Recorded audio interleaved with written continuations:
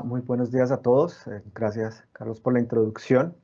Como les he comentado, ya pues, llevo tiempo en contacto con la comunidad de Python. Esta es la primera oportunidad que tengo de participar como ponente. Muy emocionado, muy contento con esta oportunidad. Y pues lo que voy a compartir en esta presentación es cómo he venido relacionando elementos de Machine Learning y de analítica de datos con psicología, ¿sí? En diferentes campos, en diferentes oportunidades que he tenido. Entonces, si bien es el tema fuerte es Machine Learning, todo este elemento de Machine Learning lo he trabajado fuertemente desde Python. Entonces, la idea pues es compartirles esas experiencias. Entonces, voy a hablar de dos experiencias principalmente, aquí hay mencionadas tres, pero voy a hablar con más detalle de dos. La primera es un ejercicio que hemos venido haciendo en la Facultad de Psicología de la Universidad Católica de Colombia, donde terminé mi maestría en psicología. Eh, entonces, lo que tomamos es el ejercicio de la descarga de datos de Twitter, los tweets que hay en relación con el discurso político. Hacemos este análisis de datos y el contenido de los tweets lo analizamos desde la parte psicológica de cómo es el estilo lingüístico y otras herramientas de metodología, de psicología, de estudio de redes, de estudios sociales, básicamente estudios de ciencias sociales, y cómo lo combinamos con el poder de Python para recoger grandes volúmenes de datos y cómo esto agiliza y le da un nuevo nivel, una nueva escala a lo que es el ejercicio de capturar información y hacer análisis de discurso, ¿sí? Prácticamente en tiempo real. Entonces esta ha sido una experiencia muy interesante. Se ha movido mucho con Twitter y con todos los elementos del discurso político que ha sido un tema de mucha actualidad. Esa es como la primera experiencia que les quiero compartir. La segunda experiencia fue precisamente mi tesis de maestría, en la cual mezclé procesamiento del lenguaje natural con psicometría y lo combiné con elementos teóricos de la psicología. Entonces, tenemos una tarea, un task que viene de la conferencia de Semeval, que es de calificación automática de preguntas abiertas con respuesta corta, ¿sí? Entonces, esto es una tarea básicamente de clasificación, donde se lee una pregunta, se da una respuesta, todo por escrito, y los algoritmos hacen la clasificación de respuesta correcta e incorrecta. Ese era el task en su momento. Yo tomé esa tarea y la combiné con fenómenos psicológicos, básicamente con psicometría y con procesos cognitivos. Entonces, esta combinación de temas en una tesis de maestría fue un trabajo bastante interesante. Hoy en este momento estoy trabajando para el DANE en la parte de psicometría, en- pero también esta experiencia con Machine Learning me ha permitido eh, incorporar en los análisis que vayan más allá de lo psicométrico y empezar a trabajar con elementos de Machine Learning. Pues digamos que esta experiencia es relativamente reciente, se están construyendo cosas, pero hoy por hoy en mi día a día yo trabajo con Python llamando las librerías, a punta de notebooks, entonces en mi cotidianidad y en mi trabajo eh, con psicometría como tal. Yo lo estoy haciendo muy fuertemente apoyado en Python porque pues digamos que en el DANE uno puede hacer un ejercicio, normalmente cuando uno hace un ejercicio de psicometría, uno trabaja con un grupo, una muestra, uno trabaja con una cantidad de preguntas y este tipo de cosas, pero pues en el DANE la escala es otra. Entonces estamos hablando de operaciones de nivel nacional, estamos hablando de grandes volúmenes de datos, estamos hablando de problemas de memoria, de problemas de tipos de datos, de cómo lidiar con matrices grandes, cómo hacer esas transformaciones. Entonces todo este reto ha sido muy interesante cómo se han desarrollado soluciones en el DANE, pero pues digamos que por cuestiones de tiempo decidí enfocarme en estas y además porque hay cuestiones de temas que se publicarán en su momento que no puedo pues digamos que revelar muchas cosas por condiciones de los ejercicios de los análisis de datos. Entonces, estas son como mis tres grandes experiencias. que es la primera parte. La segunda parte es un poco la reflexión acerca de cómo mi experiencia, cómo he visto esta experiencia, cómo es, ese proceso de que un psicólogo se meta con Machine Learning, con ciencias computacionales, eh, con qué me encontré, cómo he venido manejando estos elementos. Entonces, esta segunda parte lo llamo puentes y brechas, y esas brechas y esos obstáculos o esas barreras que yo encontré, y cómo estas barreras fui encontrando esos puentes que me permitieron saltar esas o cerrar esas brechas. Entonces, también una parte como de reflexión de mi propia experiencia, no solamente decirles, mire, vine y hice esto, y muy bonito, muchas gracias, sino que también hay unos puntos interesantes acá eh, que quiero compartir con la comunidad, porque pues mi interés es que más gente de ciencias sociales se vinculen con la comunidad de Python, y también con todo este movimiento del Python científico y con todo esto de la potencia de Python para hacer crecer la escala de la investigación científica, que pues ustedes ya saben, ya se ha demostrado con las ondas gravitacionales, con la investigación sobre los agujeros negros, todos estos grandes hitos de cómo Python ha potenciado recientemente la investigación científica. Entonces mi interés sí es que las ciencias sociales lleguen a un punto como estos, donde en ciencias sociales hagamos una serie de descubrimientos, abramos unas líneas de investigación fuertes, y que detrás de todo esto esté Python con toda la belleza que implica realmente, lo fascinante que es Python. Pues yo lo veo así. Em, Voy a dar un poquito de contexto acerca de pues, por dónde me he movido.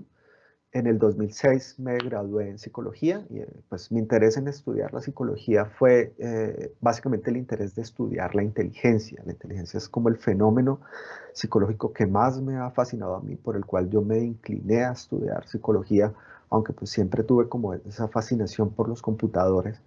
eh, la inventiva y el hecho de que el ser humano tenga esa capacidad de desarrollar sistemas, como un sistema tan complejo como un computador, o lo que viene detrás de eso, que es toda la teoría computacional, machine learning, ¿sí? Me parece fascinante esa capacidad humana. Entonces decidí estudiarla en psicología.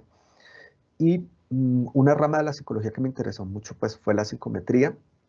Cuando empecé a mirar la inteligencia y descubrí pues el tema de la inteligencia artificial, desde, digamos que el punto de vista del conocimiento general, se habla de inteligencia artificial. Entonces dije, me quiero meter en esto, ¿y por dónde me meto? Y empecé, y aquí hay uno de los primeros puentes que yo encontré, ¿sí? Y es la estadística. En psicología vemos estadística, entonces me fui de fuerte con la estadística, y la rama aplicada la rama aplicada a la psicología donde más se utiliza la estadística es en la psicometría. Entonces digamos que fue un paso natural, o no fue un salto fuerte como pareciera, empezar a trabajar con la parte de análisis de datos. Entonces, digamos que mi paso desde las ciencias sociales a las ciencias computacionales empezó por los ejercicios de análisis de datos y la estadística, que es uno de los puentes, uno de los puntos en común de los que tenemos.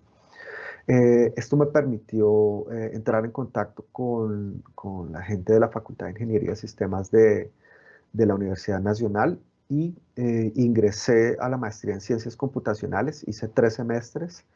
Desafortunadamente, pues por cuestiones laborales, o tuve que decidir entre trabajar o estudiar, no pude continuar mis estudios ahí. De todas maneras, 3 semestres estudiando. Ahí es mi escuela fuerte de Python. Ahí fue donde empecé a conocer los elementos de programación. Ahí fue donde empecé a entender los algoritmos, meterme a manejar las librerías, entender álgebra matricial, a estudiar.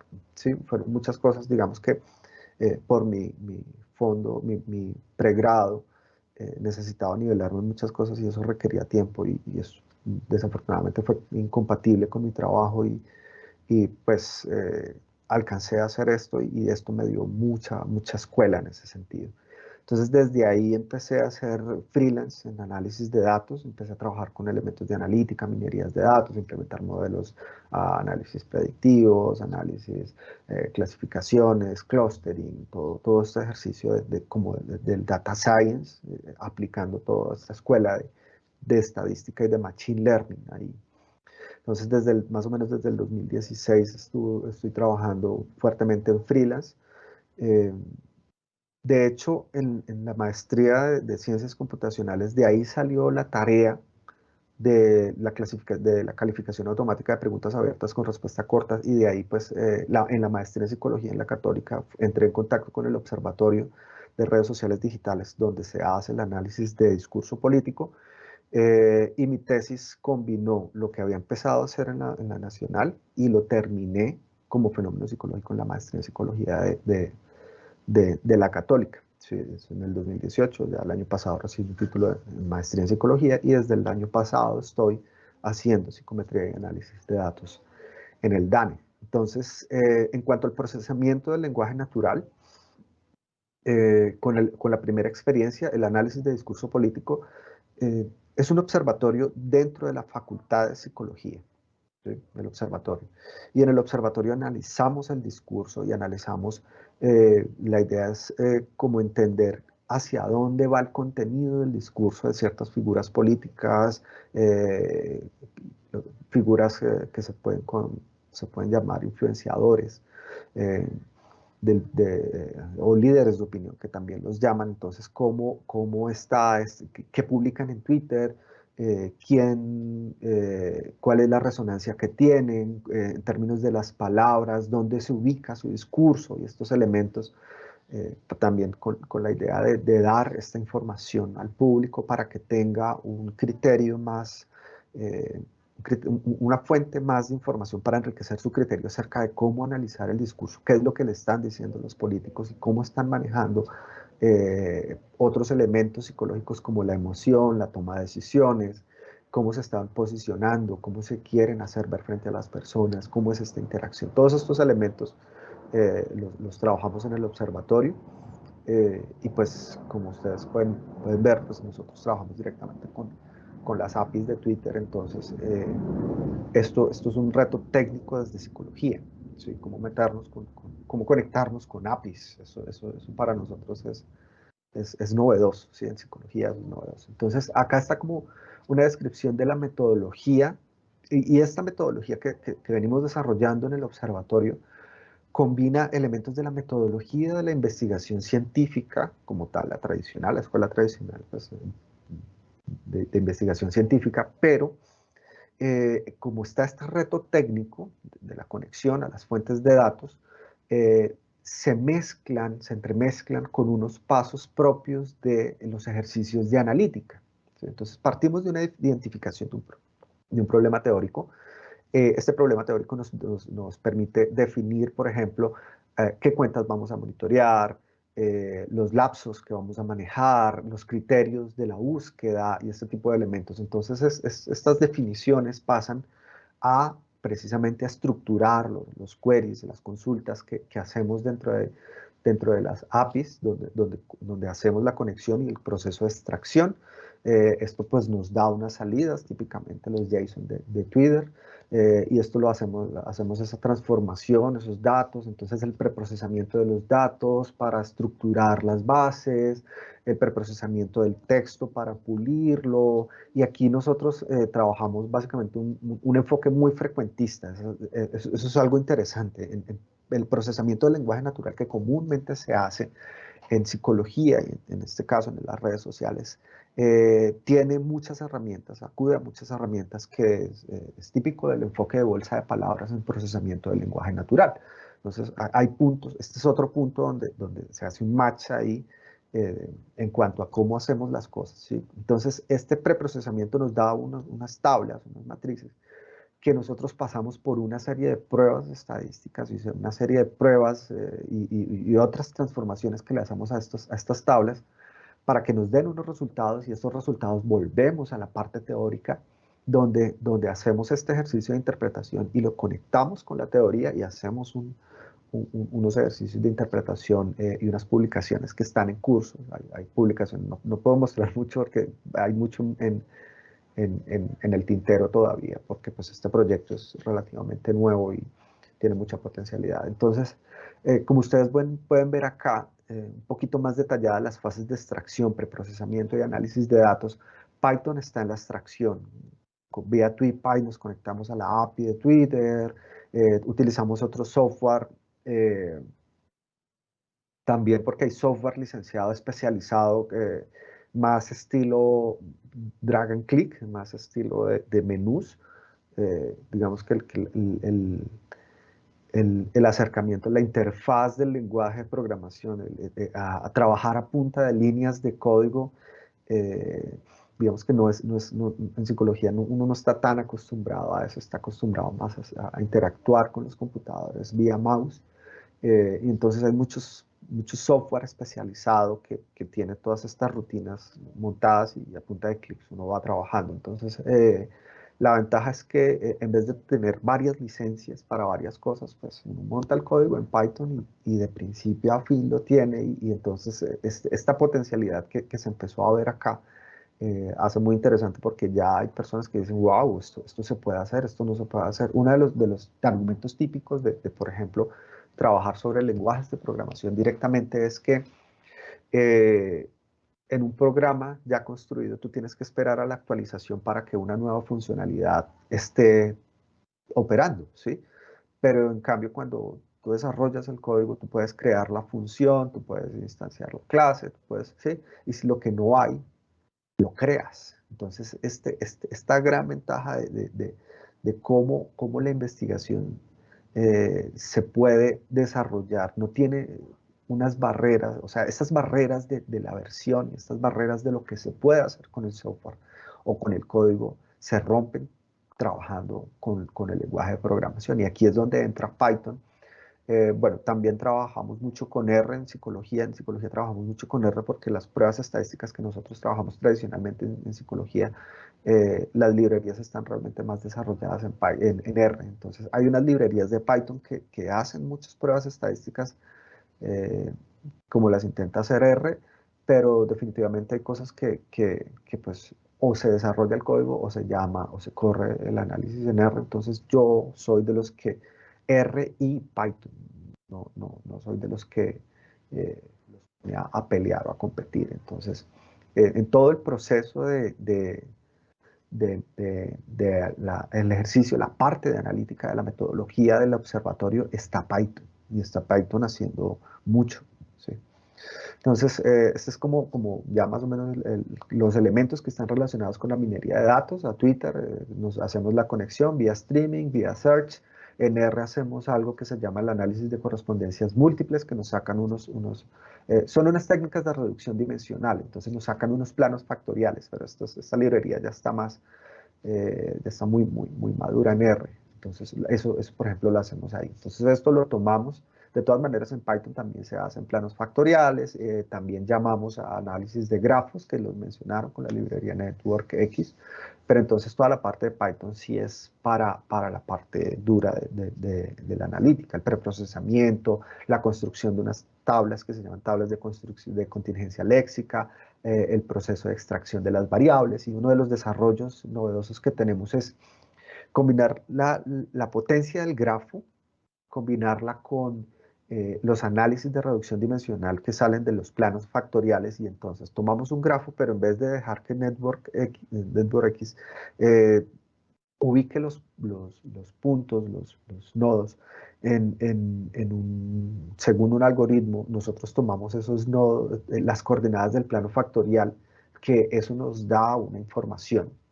Y entonces sobre ese plano factorial graficamos el nodo, ¿no? Pues no puedo, no puedo mostrarles una de estos desarrollos porque están en publicación, pero la idea es combinar cosas que uno no se podría imaginar, combinar grafos con planos factoriales, con análisis, y eso sale unos gráficos que resumen una gran cantidad de información, son muy dicientes. desde lo teórico dicen muchísimo porque la posición en los planos factoriales, las características de los ejes, de las flechas, de la direccionalidad, la intensidad, la frecuencia, todo eso sale ahí. Entonces es muy interesante el ejercicio y es uno de los primeros desarrollos que surgieron de combinar Python con esto, que ya pues ya en su momento llegará la publicación. El otro elemento mío que yo les quiero compartir es precisamente mi tesis de maestría. Este es el objetivo es ladrilludísimo, pero la idea aquí es básicamente, uno, tomar una tarea de Machine Learning, que es calificación automática de preguntas abiertas con respuesta corta, ¿sí? Entonces, esta tarea se hace con algoritmos de Machine Learning. Yo trabajé con los básicos en Scikit-Learn, digamos que los que llaman superficiales, K-vecinos cercanos, Support Vector Machine, trabajé con Random Forest, trabajé con AdaBoost, con Naive y con el QDA. ¿Sí? Trabajé esos 6 algoritmos de Scikit-Learn. Hice el preprocesamiento en bolsa de palabras y entrené los algoritmos y los algoritmos fueron medidos con el índice F1 ponderado, con media ponderada para mirarlos, hacer la comparación como se hace en este task, como se hizo en este task de Semeval. Entonces, esta es una cosa. Entonces, los algoritmos de Machine Learning hacen la tarea de clasificación, pero los algoritmos de Machine Learning en el preprocesamiento no toman en cuenta variables psicológicas. Y esto fue lo interesante. Entonces, ¿qué pasa cuando los algoritmos, por ejemplo, tienen unas preguntas que miran unos procesos cognitivos diferentes a otros? Entonces, filtré las preguntas por proceso cognitivo y analicé el desempeño. Pero también hay unas propiedades psicométricas, porque esto es una prueba de conocimientos, ¿sí? El dataset es una prueba de conocimientos para niños en primaria y había otro dataset para estudiantes de primeros semestres de ingenierías. Entonces eran pruebas de conocimiento, entonces era posible analizarlas como una prueba desde lo psicométrico. Entonces, psicometría, procesos psicológicos cognitivos y Machine Learning combinados y analizando variables que dan cada uno de estos, ¿sí? Entonces, ahí están las variables. El proceso cognitivo, habían 2 formas de categorizar, de hacer esta clasificación de las preguntas. Entonces, de 2 etiquetas en el proceso cognitivo u otra de 6 etiquetas, y se trabajaron esas 2 formas de este valor de la variable. Entonces, de psicometría se trabajó con algo que se llama teoría de respuesta al ítem, que es un modelo de los más recientes que hay en psicometría, con una variable solamente que es el parámetro de dificultad desde el modelo de RAS, o el modelo de un parámetro de teoría de respuesta al ítem, pero es básicamente el modelo de RAS. Entonces, esta es una variable. Tenemos una variable categórica que puede asumir o 2 o 6 valores, y lo trabajamos así. Tenemos una variable continua, que es el parámetro de dificultad, y la otra variable continua que sería cada uno de los índices F1 del desempeño de estos 6 clasificadores. Entonces, todo eso se combinó. eh, Aquí está como el resultado eh, del, del, de los clasificadores, el F1, y la distribución, no solamente mirar el promedio y la mediana, sino la distribución. Y entonces aquí uno ve que en el gráfico de violín, el violín se ve que hay diferentes puntos de concentración de densidades y uno dice, oye, ¿será que estas densidades, estas preguntas terminan siendo clasificadas acá por efecto de la dificultad o por efecto del proceso cognitivo? Entonces, esa fue una cosa y encontramos cosas. De hecho, sí. De hecho, por ejemplo, encontramos que el Support Vector Machine, sí, el nivel de desempeño sí tiene una especie de relación. Ese es el gráfico que vemos abajo a la izquierda. Sí tiene una relación, pues no es muy fuerte, pero hay una especie de tendencia a la concentración de los datos en este punto, en la relación que hay entre el Support Vector Machine y el nivel de dificultad de las preguntas de este dataset. Sí se encuentra una correlación interesante.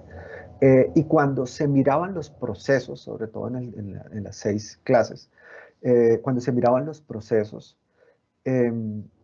sí habían unas relaciones, sobre todo el Random Forest, cuando el proceso cognitivo era analizar, sí había, es como la relación más fuerte. Aquí hay otros, el Support Vector Machine, cuando se preguntan procesos, cuando se hacen preguntas que buscan evaluar la comprensión de los estudiantes, tiene una especie de correlación, el ABUS, el Night Bayes también.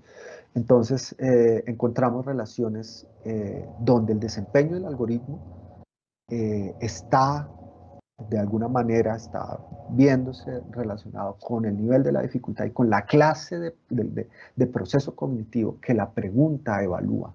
¿Sí? Entonces, aquí estamos mezclando cosas, pero no las estamos revolviendo, estamos encontrando nuevos temas, ¿sí? Estamos encontrando nuevas formas de investigar en psicología.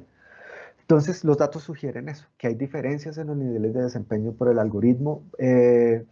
La dificultad del reactivo puede afectarlo. Sí, esas cosas los encontramos. Y encontramos que en los algoritmos hay cosas que pasan que vemos en los humanos. ¿Sí? Algunos algoritmos clasifican unas correctamente y otras no, y los algoritmos no hay un consenso en cuanto a cómo es la clasificación, así como entre personas no la hay.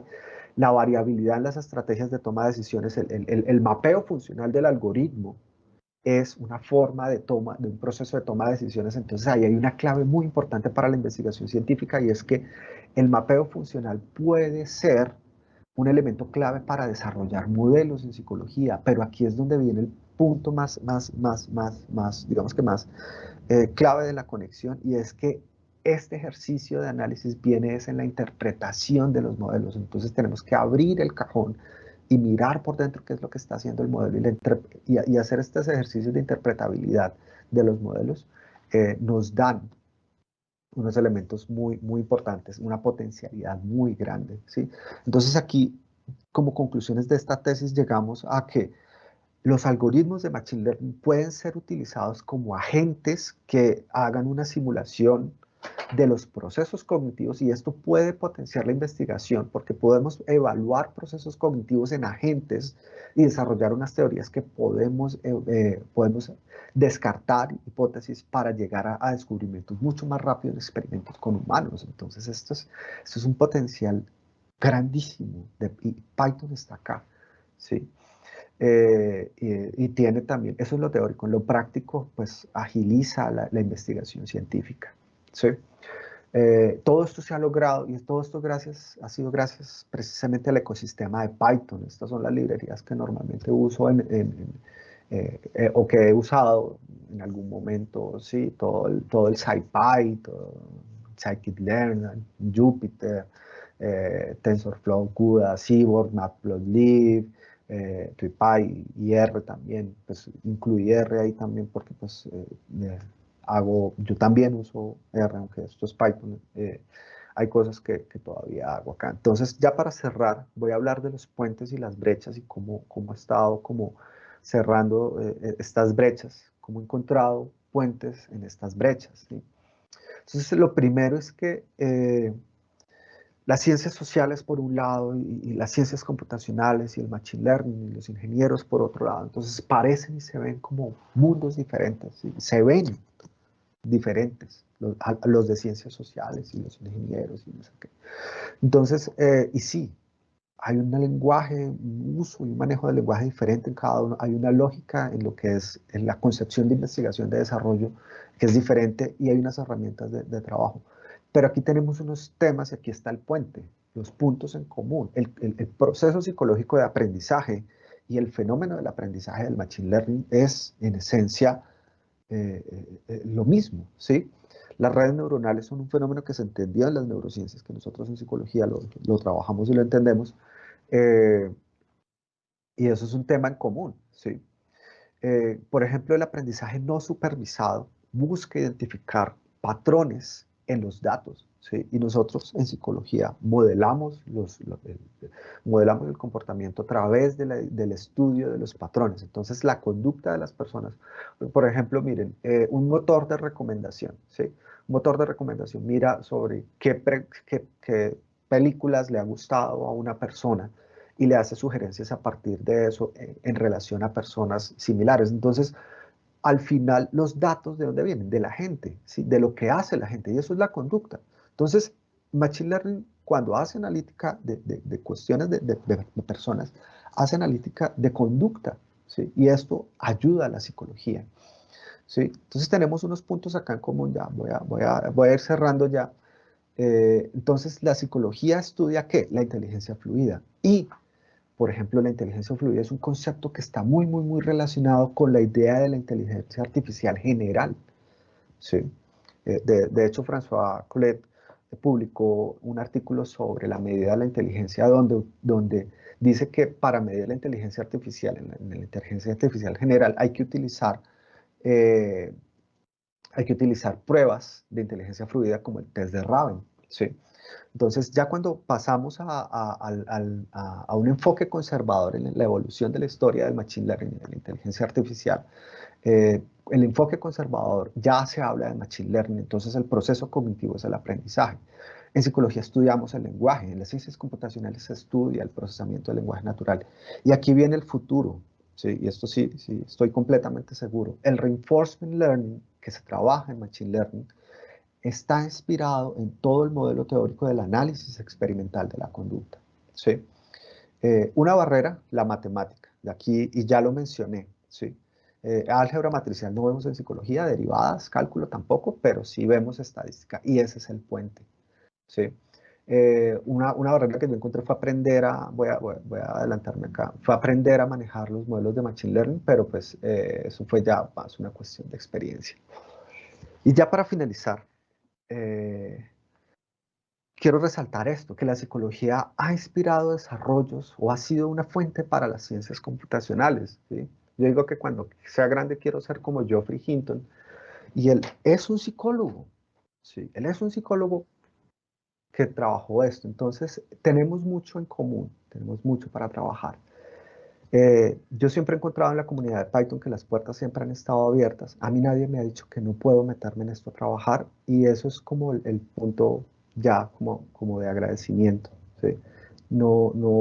Siempre he encontrado una comunidad abierta y yo sé que en la comunidad abierta, en la comunidad de la psicología también hay esta disposición a establecer puentes y redes, pero somos nosotros los que tenemos que pensar, dejar de pensar que no podemos. Muchas gracias.